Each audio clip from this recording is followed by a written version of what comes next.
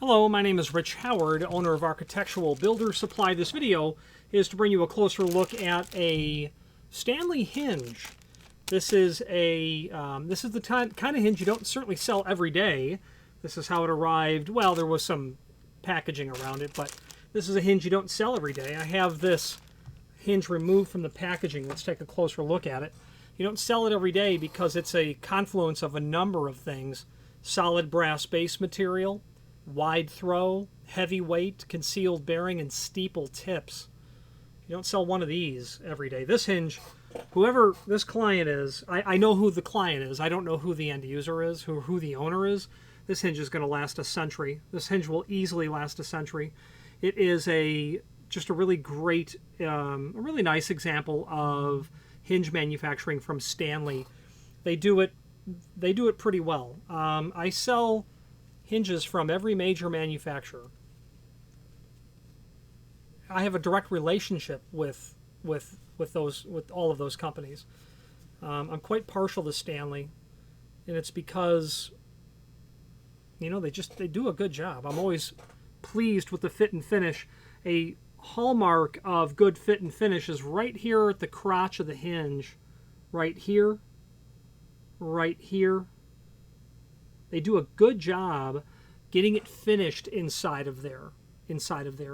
Not every manufacturer does a good job. And in my opinion, none of them do as good of a job as Stanley. And another thing about Stanley is I went for this hinge.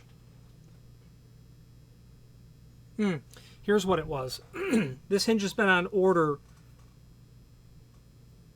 for 3 months. Admittedly, Stanley got it wrong. They forgot to ship it without the steeple tips.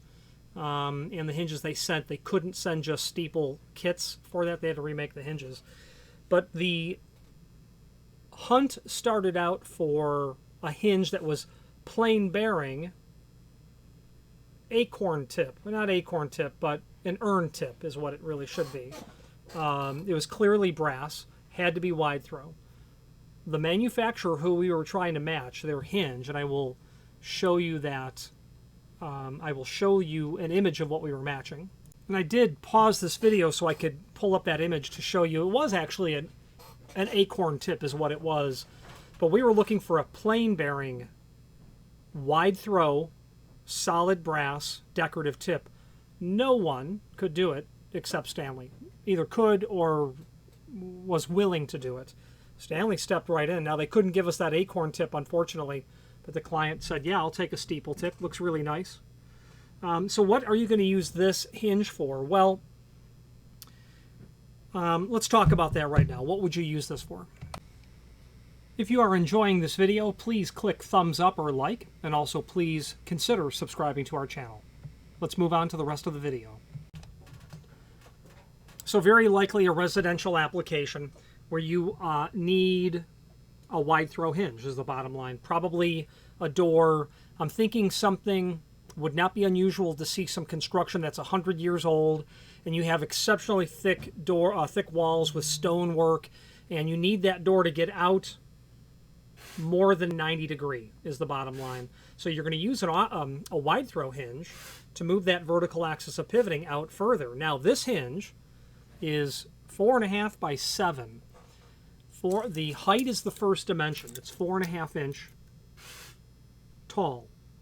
And by the way, this weighs about 2.05 pound. It's 2 pounds of solid brass. It is 7 inch wide. That makes this 1.25 inches wider than a standard hinge in this orientation. So this vertical axis of pivoting, 7 minus 4.5 is 2.5 divided by 2 is 1.25 inches. So a normal hinge would be out over here if it was a typical 4.5 inch. So clearly they have a need to throw that door out to get around something. Now the formula for determining wide throw on a hinge is this. If you want to follow along, here we go. The formula is door thickness minus hinge back set times 2 plus your clearance plus your inset.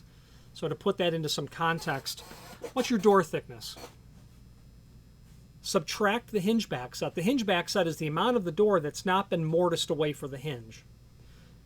1 3/4 thick door, 1/4 inch back set. You've got 1.5 inches. If I'm just using an example, multiply that by 2. That's 3 inch.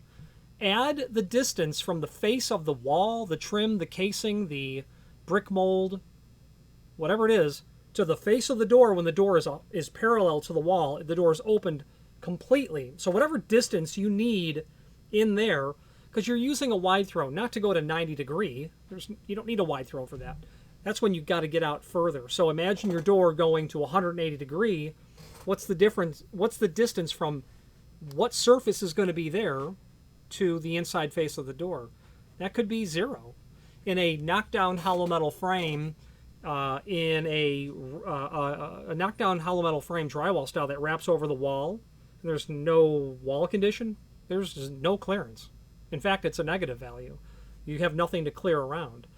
Obviously, this client does. So they've got some brick mold casing, whatever the stonework, who knows. Then you add your inset. An inset is the dimension from the face of the frame to the face of the door when you're standing on the pull side of the door when the door is in the closed position. If you ran your hand over the face of the door and frame, the door could be flush with the face of the frame, very common in aluminum storefront. It could be scooched in a little bit, like 3/32 of an inch, which is common in hollow metal doors. But it could be anything. It could be a 1/4 inch. It could be 9 inch. It could be anything. So then you add that.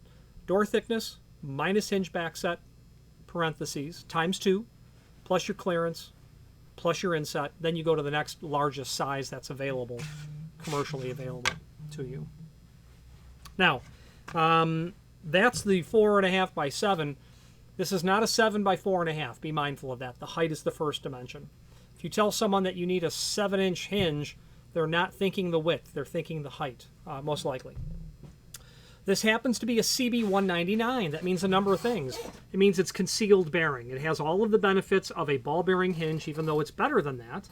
But it has the added benefit of a significantly cleaner look. A far cleaner look than having bearing packets at all 4 knuckle intersections that you would have if this was a ball bearing or a BB199. No, FB199. Way cleaner look. Every hinge should be concealed bearing because it looks so much cleaner. And the reason we went with this is because the client was trying to match, as I said earlier, plain bearing.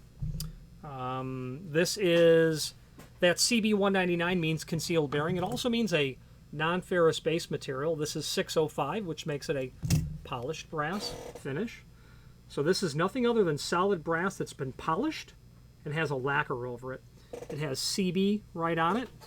They also put some information on the back. Stanley does that on their hinge.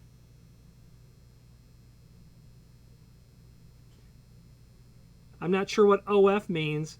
Type of CB199. They'll always put some info. Very often on the back of a Stanley hinge, you see some clue as to a number that the factory might very much like to know.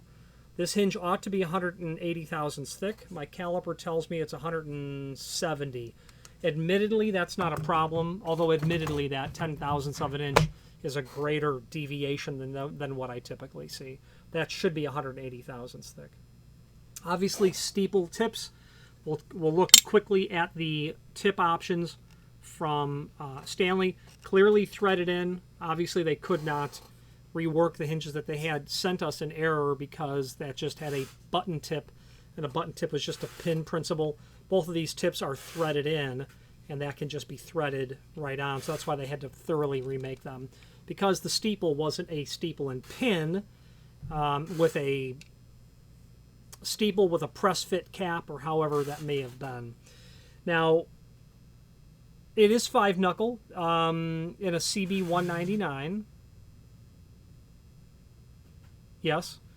We'll look at the Stanley catalog. You can do a 3 knuckle as well. That part number is escaping me. I'm sorry. And what else is buried in here? Oh, we've covered all of it. It's a template pattern hinge. Holes are in the standard template pattern location for this. So let's also show you that you're going to get a package of fasteners. I specified this as all machine screw and template all wood screws and template machine screws. I wanted to have 8 screws of everything. I don't know what the client is installing this into.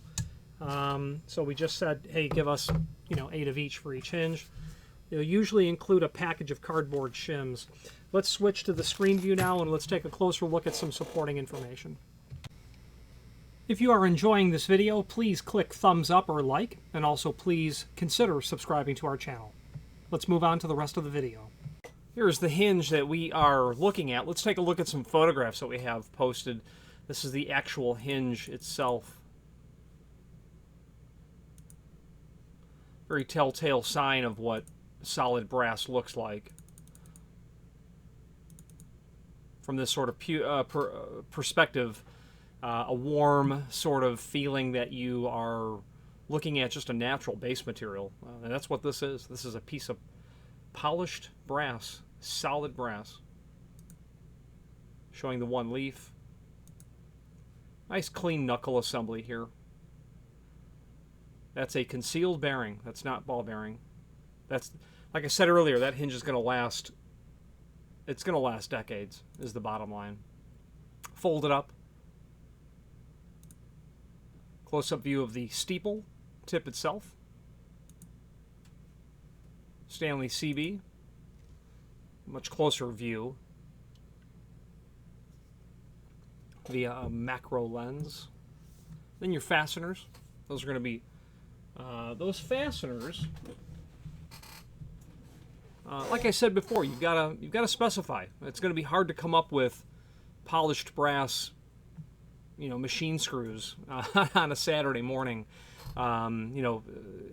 If you're doing, maybe a wood frame and maybe a steel frame and a wood door. You don't want to assume that you would want all wood screws with something like this. Now, here's the hinge that we were matching. This is what the client sent us. Here's what we're trying to match. That is definitely a plain bearing hinge. It is definitely by a different manufacturer.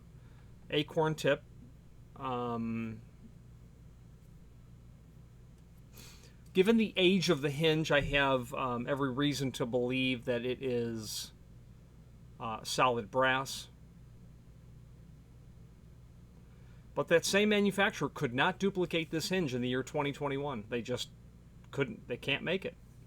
They could do it as a ball bearing, but the client was incredibly insistent that it match this, even down to the fact that there could be no bearing packets.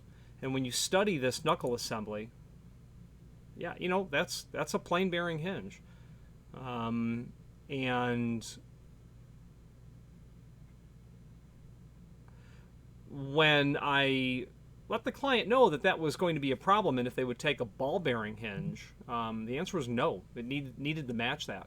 Well, enter the concealed bearing concept. That's where I struck on, well, we can't get plain bearing. And plain bearing is not a good idea anyway with a wide throw hinge because how that vertical axis of pivoting is moved out.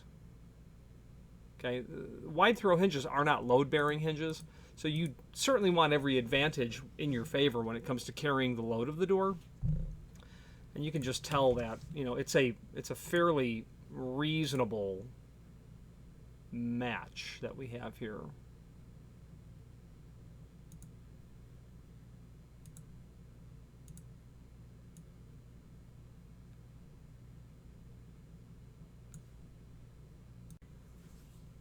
Kind of have them there side by side.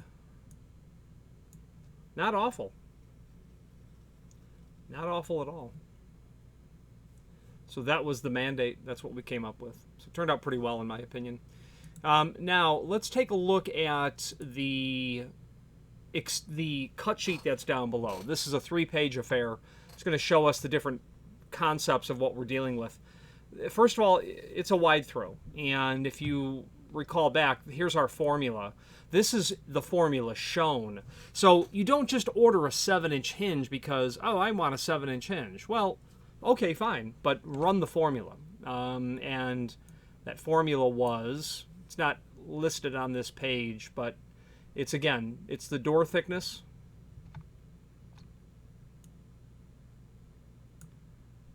minus back set multiplied by 2. So 1 3/4, 1/4 inch, 3 inch, plus your clearance. And if you recall what I was saying earlier, that's that dimension from the face of the frame or the wall to the face of the door when the door is in the open position. And then plus the inset. That's the face of the frame. That's the face of the door. Now,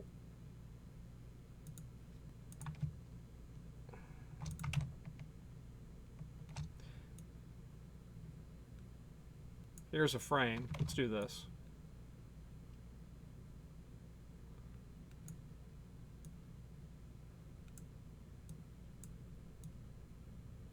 Okay.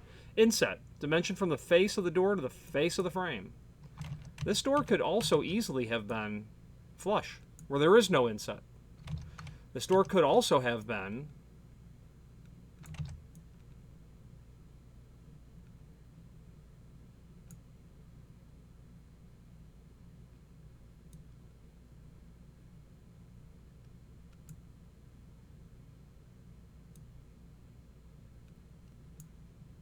a door like this.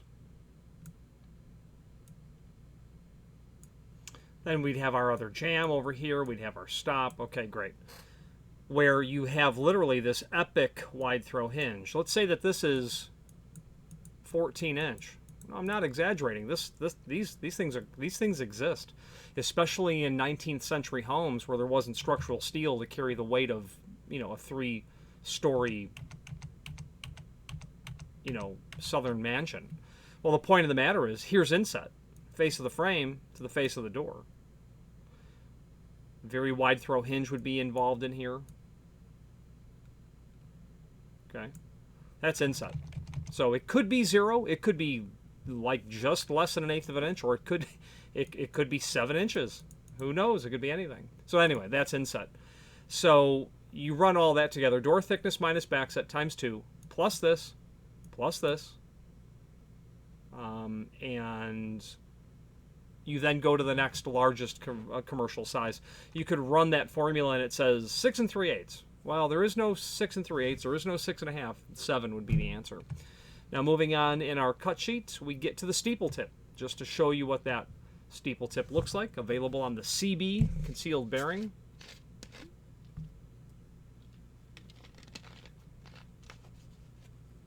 Then the F series, or the F line, which is the exposed bearing.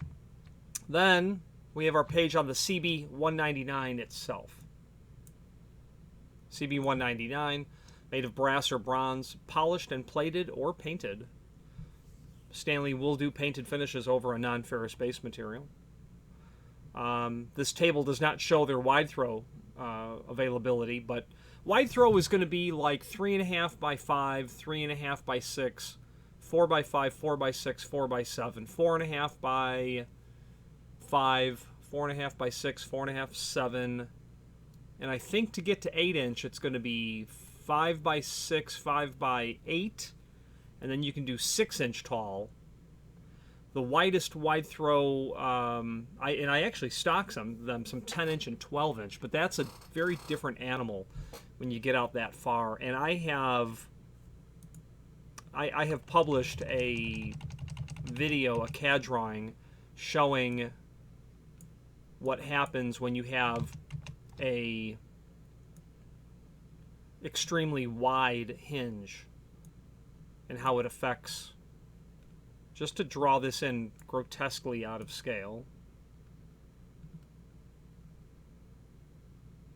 Just imagine this all goes together. You have your pivot point here. When you kick that pivot point way out here, it definitely takes the door and moves it in this direction. When you get to 10 inch, you don't really have a problem with the standard margin here. When you get to 12 inch, you have a problem. That's for sure. 10 inch needs to be looked at. 12 inch needs to be compensated for. A 7 inch doesn't change that. I suppose at some point I should create a video that shows what the margins become when you have a 6, 7, 8 inch wide hinge. And I think at some point I will end up doing that and then posting it everywhere. So that is the page of the CB. This is a 5-knuckle concealed bearing for use on heavyweight doors where high frequency traffic is expected. Template screw hole pattern. And let's take a look at that template, which I have here. This is a this document's called a template. This document is also a drawing showing what the screw hole locations are for that. And what I mean by that is it says all hinges have template screw hole location. Template screw hole location. So this document is a template. It just happens to be that the location of these screw holes is the template screw hole location. It's a standard. Any manufacturer who provides doors and frames made with the hole locations for the screws to the template pattern, it's always going to match this. Whether it be Stanley or Hager or Ives or McKinney or Bomber or every other hinge manufacturer, they're all going to adhere to these exact precise sizes. Nothing to worry about. It will be compatible. Concealed lifespan. I'm not sure what they call it. I've always known it as lifespan. Bearings, maintenance-free, no oil, no grease. Concealed construction, going to last forever. Pins are non-ferrous. When it is a... pins are stainless on a non-ferrous hinge. Hole in bottom tip for easy pin removal. Yeah, if you had a button tip like this. I like the Stanley button tip. It's a bit crowned. Hole reversible tips, lifespan, limited lifetime warranty. Then you can do options, raised barrel, power transfer, hospital tips, decorative tips, security features. We won't go into that here.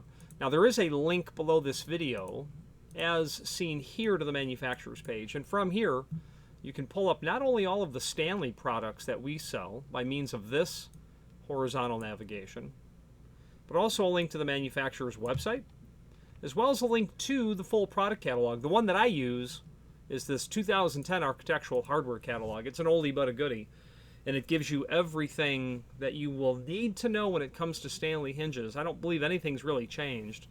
Finishes have changed, what they offer. But what's nice about this catalog, and two others that I can think of, two other hardware hinge manufacturers' catalogs, very encyclopedic in the beginning of the catalog. And I would encourage you, regardless of your station in the greater construction ecology, whether you're an architect, a designer, an engineer, a specifier, an owner, a distributor, a specifier, this is required reading if you bump into hinges. It's just nice to know what the terms are. Full mortise, full surface, half mortise, swing clear, raised barrel, wide throw, swag, different applications, and important resources here as well. A weight chart. How heavy is your door? What's the frequency of use? Here's the hinge you should consider. Easy stuff. That formula for wide throw is walked through here, where it's defined right here. Little table cheat sheet that's here. Average weights for doors are here as well. Once in a while someone will ask, how heavy is a wood door? Well, it kind of depends, but it's about this weight, about 6.5 pounds per square foot, between 7 and 5, depending on the these are style and rail doors what they're putting together here, but solid core, I believe it to be a bit heavier than 4.5 pounds. And then on and on. Screw information, and then they just launch into everything important about their hinges. That's a swing clear. That is a half mortise swing clear is what that is. Yeah, swing clear half mortise. You can see it just on how it is. So when you are working within the industry trying to solve problems, or you see an unusual hinge, this document's going to help you understand exactly what's going on. Full mortise swing clear, yeah, you see those every once in a while. Trash chute doors is where I see those. Or cart return doors in a grocery store, where they shove the doors, the shopping carts back through a pair of doors. They've got wide throw, full surface. Or, pardon me, swing clear. Anchor hinges are in here, shown here. Those are unusual. You don't see those very often. Anyway, you get the picture that this just goes on and on. Let's wrap up this video on camera. If you are enjoying this video, please click thumbs up or like, and also please consider subscribing to our channel. Let's move on to the rest of the video. Now, in conclusion, if you have any questions on the Stanley CB199 4.5x7 Steeple solid brass 5-knuckle concealed bearing, the whole 9 yards, anything out of the Stanley catalog that we've just touched on as well, please feel free to reach out to us. As I had said initially, I am indeed, admittedly, partial to Stanley, and it's because, like I said, I asked 3 other manufacturers if they could do it, and Stanley was always on my list to ask. It wasn't that I wasn't going to see if they could make it. But truth be told, this hinge is made in Asia, and while that's not unusual, nor should that be something that Stanley is perhaps penalized for, I was looking for a hinge domestically manufactured first, and that option wasn't available to me. But country of origin aside, their fit and finish is my preferred fit and finish, so take that for what it's worth. Any questions on this or any other Stanley product, please feel free to reach out to us. And thank you. Again, thank you for watching, and if you've enjoyed this video, please click thumbs up, please subscribe, and maybe even send the video to someone that you know. Thank you.